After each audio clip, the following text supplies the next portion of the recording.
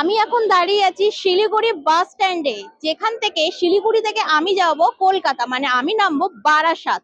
তো আমার হাতে কিন্তু টিকিট চলে এসেছে, আমি সিটিং নিয়েছি। রয়্যাল ক্রুজারের ভেতরটা কতটা সুন্দর, কতটা নিট অ্যান্ড ক্লিন, আর সিটিংটা কেমন, সিকিউরিটি ব্যবস্থা কেমন, ওয়াইফাই আছে কিনা, কোথায় ফুডিং এর জন্য দাঁড়াচ্ছে, পুরোটাই থাকবে কিন্তু আজকে ভিডিওর মধ্যে। আর তোমরা যদি শিলিগুড়ি থেকে কলকাতা যাও তাহলে কিন্তু এই গুপ্তা ট্রাভেলস থেকে তোমাদের টিকিট কাটতে হবে রয়্যাল ক্রুজারের জন্য। ব্যাগ রাখার জন্য লাইন পড়েছে দেখো।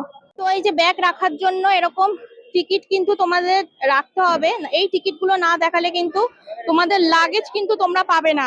তো চলো বাসের মধ্যে যাওয়া যাক। রয়্যাল ক্রুজার বাসে কিন্তু সিট আর স্লিপার মিলে মোট 38টা সিট রয়েছে। সিটে কিন্তু এরকম একটা ব্ল্যাঙ্কেট দেওয়া হয়েছে, মানে এসি যেহেতু রয়েছে ঠান্ডা লাগলে তোমরা এরকম ব্ল্যাঙ্কেটটা ইউজ করতে পারবে। সিটে বেল্ট রয়েছে, মানে হয় না যে গাড়ি চালানোর সময় ঝাঁকুনি লাগে, সেক্ষেত্রে কিন্তু তোমরা সিট বেল্ট ইউজ করতে পারবে।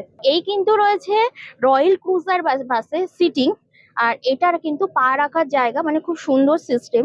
এই হ্যান্ডেলটাকে এরকম তুললে এই সিটটা উঁচু হলে তোমরা পাটাকে রিল্যাক্স করে রাখতে পারবে। আর এই রয়েছে কিন্তু হাত রাখার জায়গা, ব্যাক পুশ করলেই কিন্তু তোমাদের মাথা রাখার জায়গাটা খুব সুন্দর হবে, মানে ইজি ভাবে তোমরা শুয়ে যেতে পারবে। এ পাশে রয়েছে চার্জিং এর পয়েন্ট, এই পাশে রয়েছে এসির পয়েন্ট, এসি আপ ডাউন করা যাবে। আর এই রয়েছে লাইট অফ অন করা যাবে।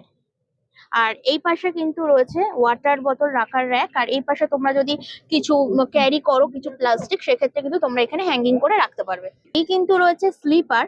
আচ্ছা, স্লিপার কিন্তু খুবই সুন্দর।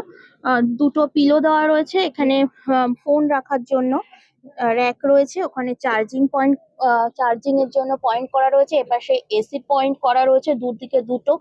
আর প্রাইভেসি মেনটেন করার জন্য কিন্তু এরকম পর্দা দেওয়া রয়েছে। কিন্তু এরকম একটা ডেস্ক রয়েছে যেখানে তোমরা তোমাদের নিজস্ব জিনিসপত্র তোমরা এখানে রাখতে পারবে। আর এপাশে দুটো এরকম ব্ল্যাঙ্কেট দেওয়া রয়েছে, আর ব্ল্যাঙ্কেটের ওপরে কিন্তু এদের নিজস্ব ট্রাভেলস এর নাম লেখা রয়েছে রয়্যাল ক্রুজার।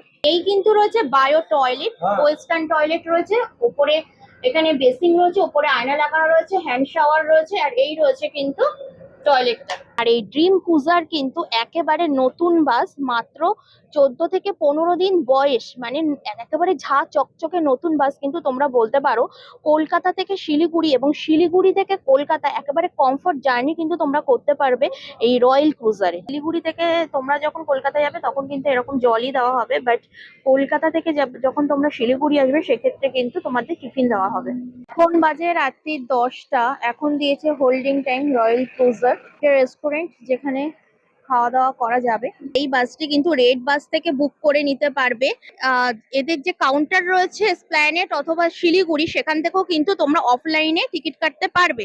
শিলিগুড়ি থেকে কলকাতা যাওয়ার টিকিটের ভাড়া নিয়েছে 1700 টাকা। আর এই টিকিটও কিন্তু সিজন আর অফ সিজনে আপ ডাউন করে। এনাদের কিন্তু নিজস্ব ওয়াইফাই রয়েছে, তোমরা যদি পাসওয়ার্ড চাও সেক্ষেত্রে কিন্তু ওয়াইফাই এর পাসওয়ার্ড তোমরা পেয়ে যাবে। আর এখনো যেহেতু এই বাসটা একেবারে নতুন, 14 থেকে 15 দিন হয়েছে, সেই কারণে এখনো পর্যন্ত ক্যামেরা লাগানো হয়নি। খুব তাড়াতাড়ি সিকিউরিটির ব্যবস্থাও কিন্তু হয়ে যাবে। নেমে গেছি বারাসাত কলোনি মোড়ে, এখন বাজে সকাল 10টা।